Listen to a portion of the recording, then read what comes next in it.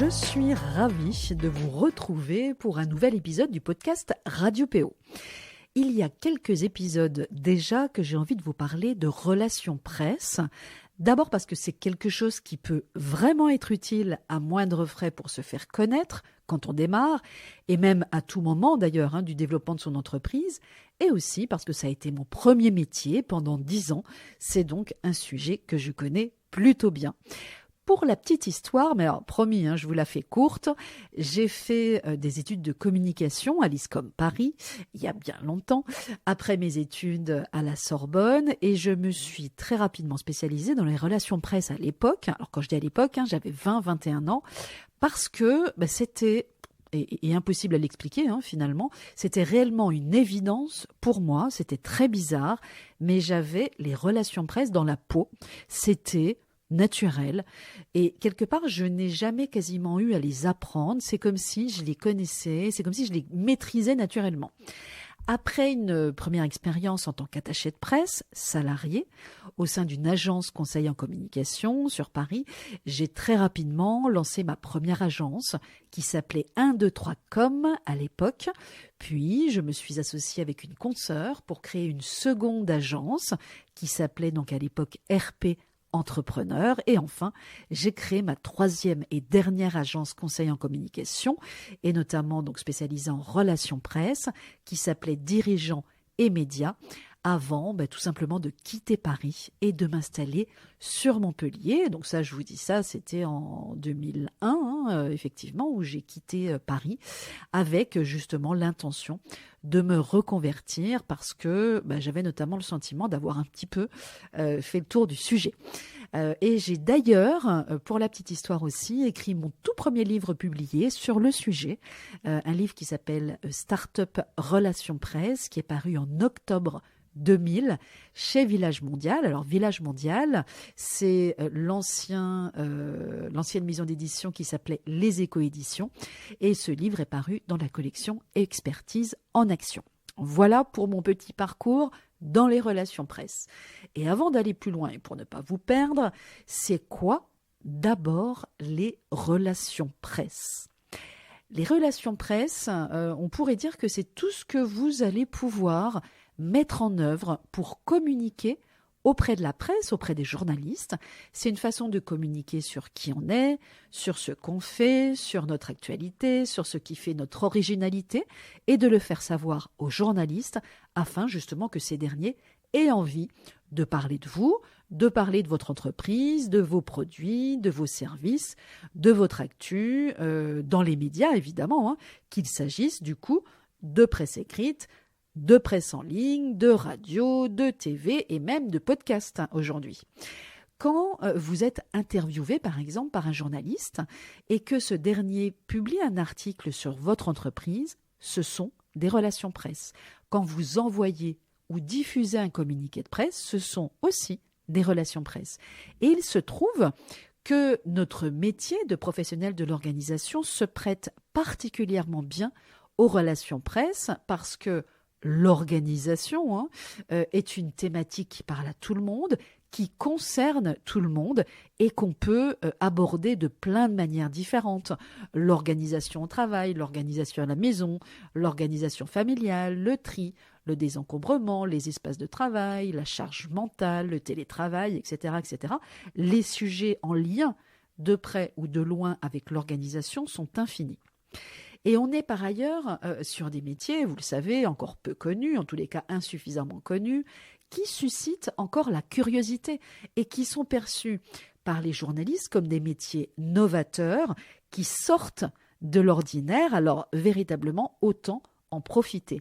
Et pour que vous le sachiez aussi, on consacre d'ailleurs dans notre pépinière, vous savez, qui accompagne nos certifiés pendant 6 mois après la formation et après leur certification, un atelier entier aux relations presse dans le cadre du cycle de 5 ateliers sur le marketing du PO Pourquoi? Justement parce qu'on considère que c'est justement très important. On est également souvent amené à corriger, si besoin, les communiqués de presse de nos certifiés pour qu'elles puissent obtenir leurs premiers articles de presse. Et on en est très fiers avec Barbara. Nos certifiés sont très souvent présentes dans les médias et c'est une vraie joie et une vraie satisfaction pour nous. Allez, il est temps de rentrer dans le vif du sujet. Alors, l'intention qui m'anime aujourd'hui, à travers cet épisode, c'est de vous montrer que les relations presse n'ont rien de sorcier, même si évidemment ça reste un métier, contrairement à ce que l'on pourrait croire, et que si vous en maîtrisez les grands principes, vous pourrez contribuer à vous faire connaître à moindre frais. Alors, attention aussi, parce que les relations presse, elles ne sont pas miraculeuses non plus. Et c'est pas parce que vous avez un article dans la presse, même un très bel article dans la presse, que ça boostera forcément de suite votre activité. En revanche, elle servira, et elle le fait de manière remarquable, votre crédibilité, votre légitimité, votre notoriété et votre image à moyen et long terme. Elles sont donc précieuses et ne doivent pas être négligées, au moins à minima dans votre réflexion de départ, sans être toutefois incontournables. On peut aussi se passer de relations presse dans une stratégie de communication, mais c'est un peu dommage du coup de passer à côté. Et en fonction de la nature de votre activité et de votre positionnement marketing, du coup, là aussi, on peut également choisir de s'en passer. Alors, petit focus sur les avantages des relations presse. Une campagne de publicité, parce qu'on confond souvent publicité et relations presse, sauf qu'on est bien sur deux choses différentes. Une campagne de publicité diffusée en prime time sur TF1, couplée d'une campagne d'affichage 4x3 sur les périphériques parisiens, ne vous en coûtera pas le même prix que la plus complète des campagnes de relations presse. Les relations presse, ça reste l'un des moyens de communication les plus efficaces et les plus accessibles aux TPE, PME et même aux toutes petites entreprises que nous sommes, y compris aux micro-entrepreneurs. Et longtemps justement réservées aux grandes entreprises, elles ont, il y a quelques années déjà, séduit quelques patrons de PME qui n'avaient pas les moyens justement de faire de l'achat d'espace. Alors qu'on parle d'achat d'espace, on est bien sur de la publicité. On achète de l'espace pour se faire connaître. Et finalement, au fil des ans, effectivement, les relations presse se sont démocratisées et peuvent effectivement aujourd'hui toucher les TPE, les startups, voire les solo-entrepreneurs. Donc, ce que je vous disais, c'est que les relations presse ne sont pas à confondre avec la publicité. Vous ne payez pas pour apparaître dans un support presse quel qu'il soit, et c'est ce que vous faites quand vous achetez une publicité. Donc, on parle bien d'achat d'espace. Et là, le lecteur, auditeur, téléspectateur, quand il vous voit, il sait que vous avez payé pour mettre en avant votre entreprise, votre service, votre produit. Alors, l'avantage, on se dit, oui, mais du coup, ça sert à quoi de faire de l'achat d'espace? Ça sert effectivement notamment à développer votre notoriété, le fait que le grand public, par exemple, ou vos cibles, ça peut être d'autres cibles commerciales, connaissent votre marque, le nom de votre marque. Donc, d'où l'intérêt aussi de faire de l'achat d'espace. Et puis, dans un magazine, ça peut être de vous trouver tout simplement, etc. Pour les relations presse, c'est un peu différent. Et ça, c'est un vrai avantage par rapport à la publicité. Parce que, et vous le savez, vous le vivez, vous également, un article n'aura pas le même impact sur le lectorat qu'une page de publicité.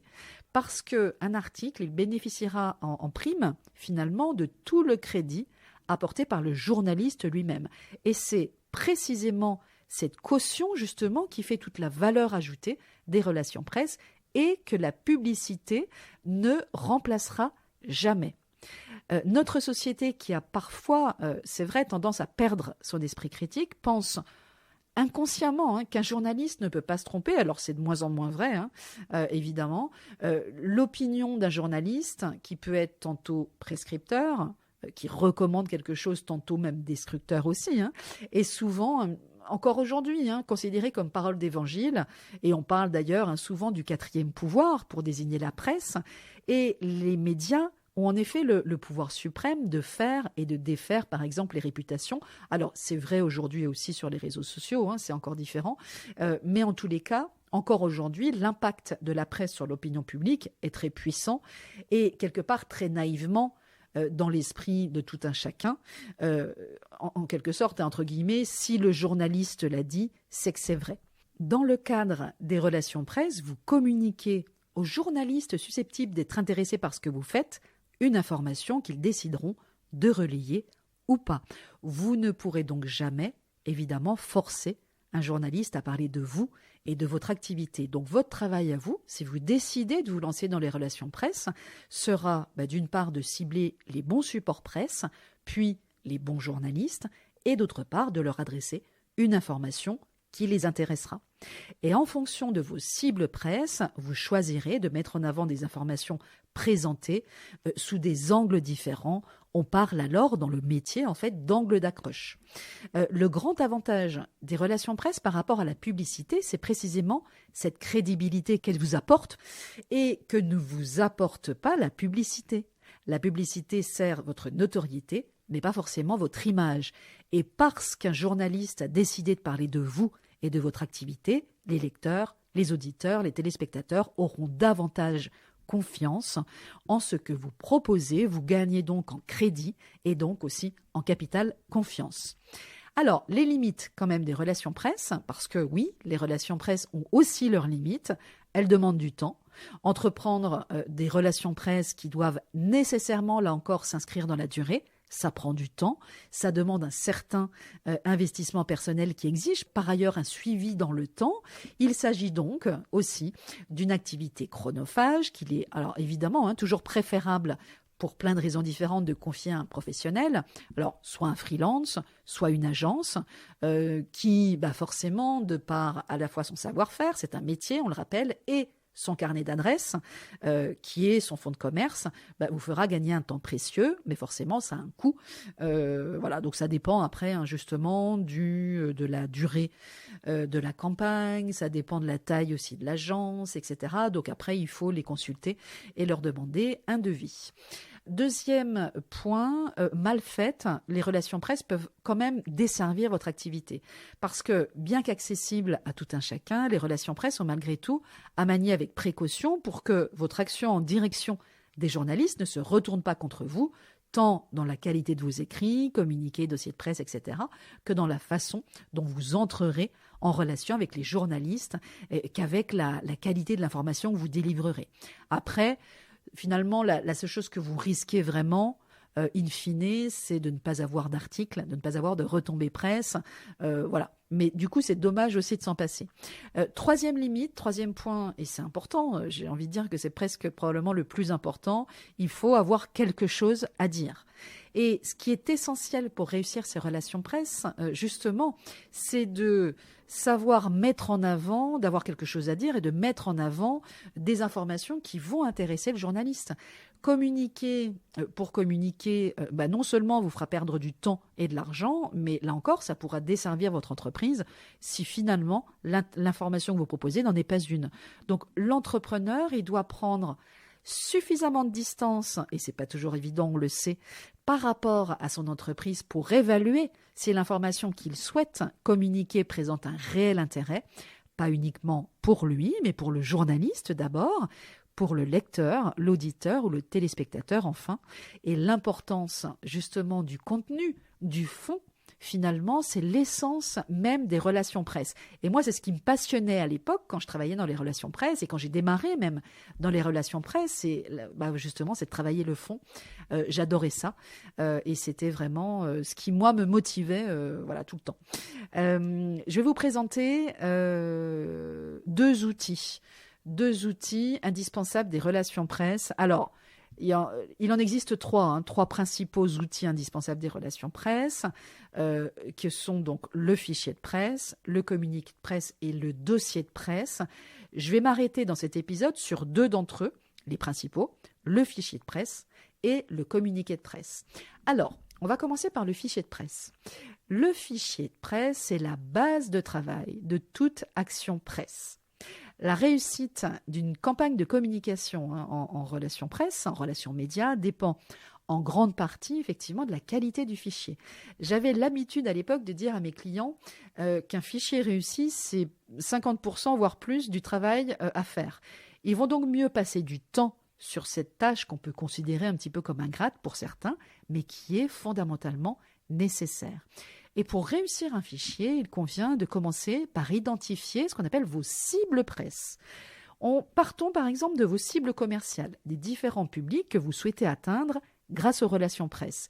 Ces cibles vont, comme tout un chacun, comme vous, comme moi, comme tout le monde, lire la presse écrite par exemple, ou écouter la radio, regarder la télévision, surfer sur Internet, écouter des podcasts, etc. Mais vous le savez, ces différentes cibles ne vont pas forcément lire les mêmes magazines, voire les mêmes rubriques, regarder les mêmes programmes de télévision, ni écouter les mêmes chroniques à la radio, etc. Ou, s'ils écoutent la radio, effectivement, les mêmes programmes, etc. Fort est à parier également qu'ils ne visiteront pas les mêmes sites Internet, évidemment, ni ne suivront les mêmes blogs ou les mêmes podcasts. À vous, donc, d'identifier les affinités, finalement, de vos cibles commerciales avec la presse. Vous pourrez enfin donc faire un travail similaire, par exemple, avec vos autres cibles.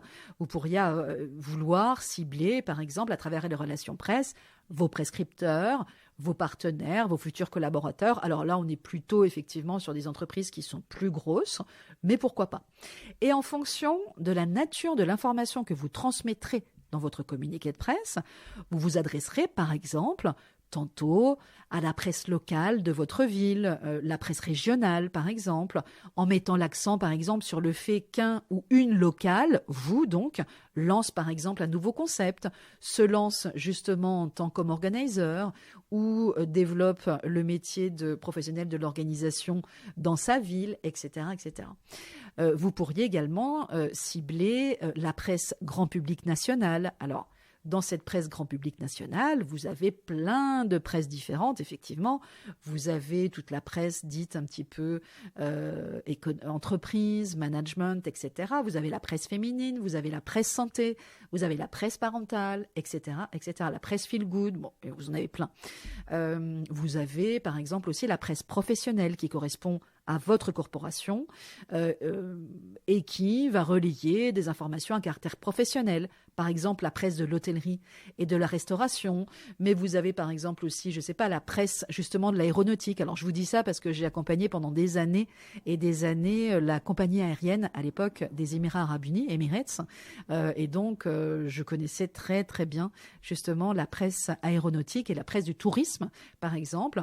Et puis vous avez aussi toute la presse, un autre type de presse, la presse économique et financière par exemple, quand elle vous concerne, les échos, etc., etc. Les trois questions que vous devez donc vous poser, c'est premièrement, qu'est-ce que mes clients ou mes clientes lisent, écoutent, regardent? Voilà. Deuxièmement, deuxième question, quels journaux, quels magazines, quelles radios, quelles chroniques, quelles émissions de télé, quelle presse en ligne pourraient être intéressés par ce que je fais? Et troisième question que je vous invite à vous poser, c'est quel journaliste dans ces médias pourrait être plus particulièrement intéressé par ce que je fais. Alors, comment faire concrètement ? Ce que vous pouvez faire, c'est aller chercher justement, vous rendre justement dans un kiosque donc avec tous les magazines, la presse écrite, etc. Regardez-les parce que ça va être important de bien connaître les supports, les magazines que vous allez cibler. Donc, n'hésitez pas à sortir, à casser votre tirelire et aller acheter comme ça un petit peu tous les magazines qui peuvent, selon vous, en tous les cas, être lus par vos cibles commerciales. Vous allez les acheter, vous allez les consulter, les lire et vous allez regarder dans ces magazines ce qu'on appelle l'ours. L'ours, vous savez, c'est le petit encart que vous trouvez souvent en général au début du magazine ou à la fin et dans lequel figurent les coordonnées du support et généralement d'ailleurs le nom du ou de la rédactrice en chef. Et il arrive parfois aussi que les noms des chefs de service, alors chefs de service psycho, chefs de service mode, beauté, etc., apparaissent également, parfois avec une ligne directe et avec un email. Donc, vous allez créer par la suite un tableau Excel, par exemple, dans lequel vous allez effectivement, dans un premier temps, identifier tous les médias que vous allez cibler et à l'intérieur, les journalistes que vous allez cibler également. Et donc ça va être important. Et n'hésitez pas enfin à contacter directement la rédaction. Donc vous verrez dans l'ours, vous avez aussi le numéro de téléphone de la rédaction ou du secrétariat de rédaction pour savoir justement qui s'occupe de la rubrique en question que vous auriez identifiée. Demandez le nom du ou de la journaliste, son email, son numéro de téléphone. Alors, je vous le dis tout de suite, vous ne les obtiendrez pas toujours, mais tester, parce que parfois ça marche. Et à défaut d'identifier un journaliste en particulier, ce que je vous conseille, c'est d'adresser votre communiqué, dans tous les cas, à la rédaction en chef directement. Et en général, vous avez une adresse email, rédaction, @ et l'URL en fait du magazine en question. Pour ce qui est du communiqué de presse, le communiqué de presse, c'est le moyen le plus couramment utilisé pour transmettre une information aux médias. Et c'est également paradoxalement, le document le plus difficile à réussir. C'est vrai qu'on avait l'habitude de dire à l'époque que savoir rédiger un communiqué de presse, c'est tout un art parce que il y a des choses à savoir, parce que ça nécessite d'avoir l'esprit de synthèse, parce qu'il faut savoir mettre en avant justement les points clés, etc. Alors, voici quand même quelques règles de base d'un exercice qui est moins évident qu'il n'y paraît. D'abord, le communiqué de presse, il tient sur 1 page, 2 pages recto maximum. Il est, de manière générale, imprimé ou, en tous les cas, mis en page sur le papier en tête de la société, avec votre logo, avec les mentions légales, etc., afin que le journaliste puisse identifier d'un seul coup d'œil, forcément, la provenance de l'information. Et il doit obligatoirement aussi comporter certaines mentions connues des journalistes et des professionnels de la communication, évidemment. D'abord, la mention communiqué de presse, qui doit être présenté en gras tout en haut du feuillet. Alors, ça peut être au centre, ça peut être à droite, à gauche, parce que ça permet justement aux journalistes d'identifier immédiatement la nature du document. Ça comprend également la date du jour de l'envoi du communiqué de presse. 3e point central et important, c'est le titre. Le titre, c'est un élément décisif dans le communiqué de presse. Pourquoi ? Parce que le journaliste, il en reçoit tellement des communiqués de presse. Alors, à l'époque, c'était par courrier, aujourd'hui, c'est par mail, qu'il a très peu de temps à y consacrer et qu'en général, il va s'arrêter au départ au titre. Et donc, si le titre ne retient pas son attention, il n'ira pas plus loin. Et ça, c'est hyper important. Donc, un bon titre, c'est un titre suffisamment accrocheur pour capter l'attention du journaliste. Attention, tout en restant à caractère informatif. C'est-à-dire que l'écueil qu'on voit chez les personnes qui ne connaissent pas trop les relations presse, c'est de mettre en avant un titre qui fait très pub, qui fait très commercial, comme si on s'adressait directement à nos cibles commerciales. Sauf que non, on s'adresse aux journalistes.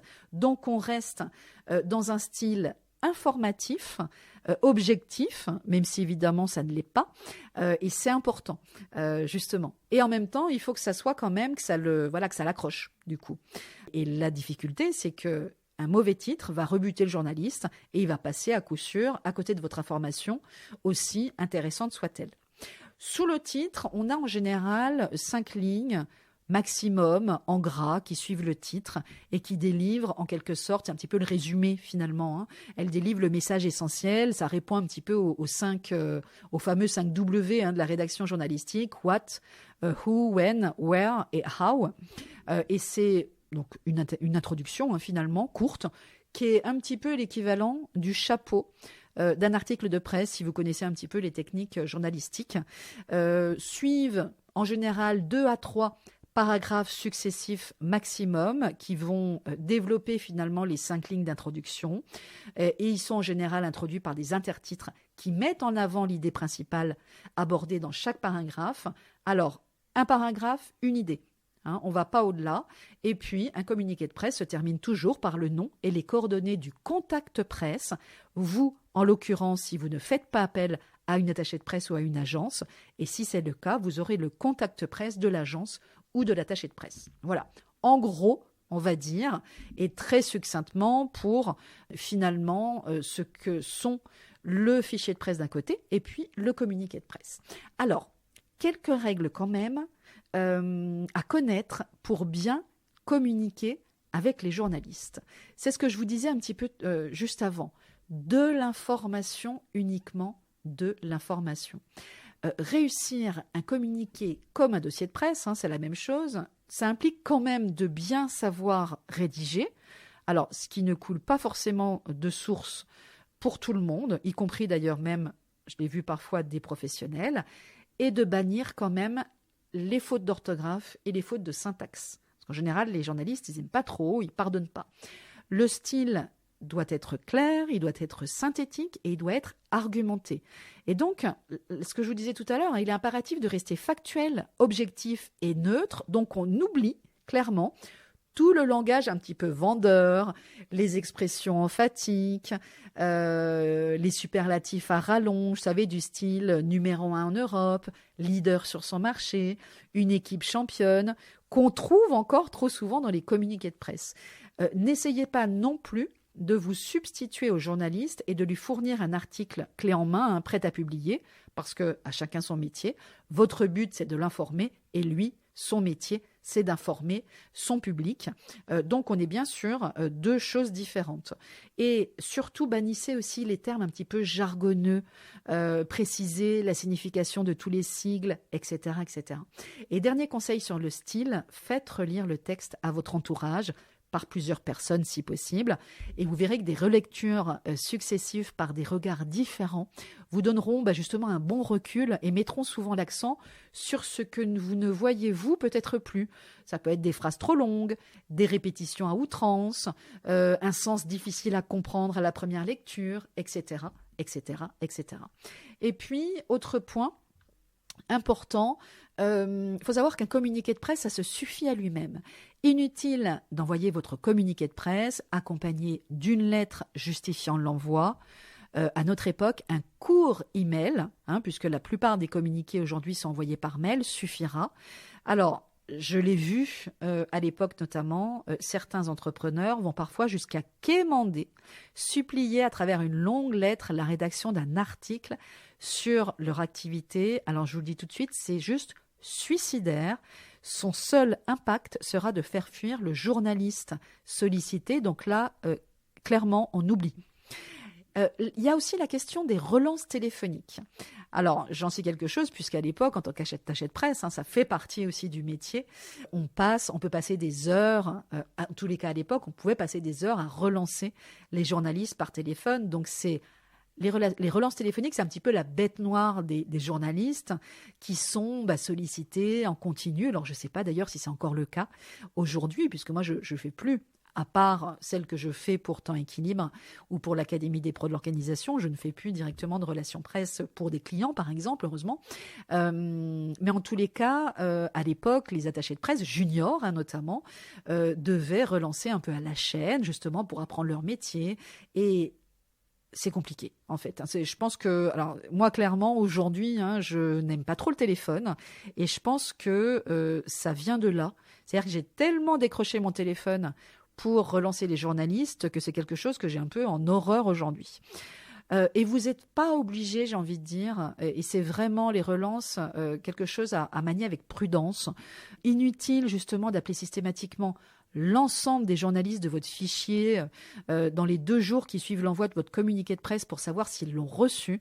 Déjà parce que les journalistes sont de grands garçons et de grandes filles et que s'ils sont intéressés par votre information, ils ne vont pas hésiter à vous appeler ou à vous envoyer un mail si une information vous intéresse. Ce que je peux en revanche vous conseiller, peut-être, c'est à minima quelques relances bien ciblées à ce qu'on appelle votre cœur de cible presse. Et c'est vraiment le cœur du cœur de votre fichier presse, peut-être les 2-3 médias les plus importants, ou peut-être les journalistes avec lesquels vous avez déjà eu un échange et que vous suivez dans le temps.